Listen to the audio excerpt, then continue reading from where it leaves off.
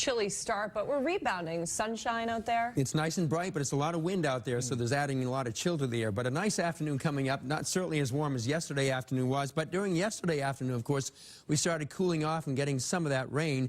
Nice shot here as we look at the great city of Boston and see just a few of those tiny, puffy cumulus clouds out there, and a lot of those will be all drying up this afternoon. So happy April, everybody. It's going to be getting milder, of course, as we get deeper into the month, and by the end of the month, the average high is up to 61 after starting out at 50 today.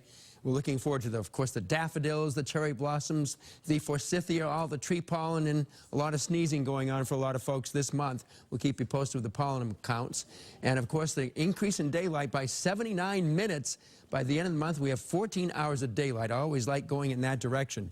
But we don't always like to report on the pollen, and a lot of people suffer from this. And high pollen report today, for sure, high levels, and should be moderate to high over the next several days. Got this beautiful shot this morning out at Rye Beach, New Hampshire, and you can see Venus there. And there's the moon out there. Beautiful shot early this morning with that deck of lower clouds out over the ocean from the departing system of yesterday. Now we have just a few little tiny puffy clouds, and a lot of these will be drying up as the afternoon goes along, as the temperature in Boston has shot up to 46, amazingly.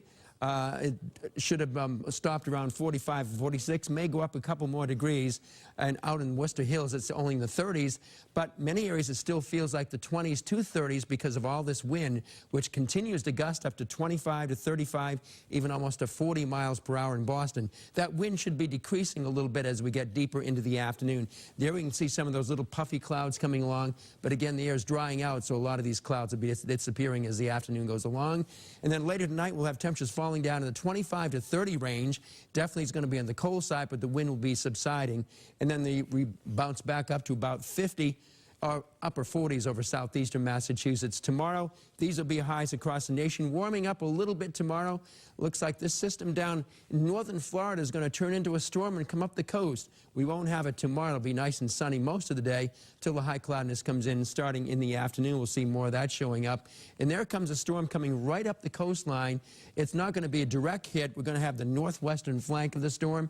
But the interesting thing is it looks like there could be a brief switch to some wet snow. If it really precipitates hard enough on Wednesday morning, we might be right on the threshold of getting some wet snow in there. I don't think it would accumulate, especially on roads or anything like that, maybe grassy surfaces. There's just a chance of that now. You can see that flop over to snow coming up on Wednesday morning, but primarily it's going to be a rain event, and it'll be the heaviest over southeastern Massachusetts, where an inch of rain could fall there late Tuesday night into Wednesday morning.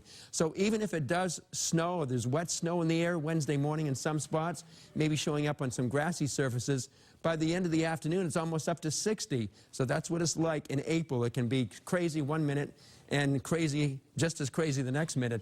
But it looks like the end of the week we may have another weak weather system as well. That's it. Back to you. All right.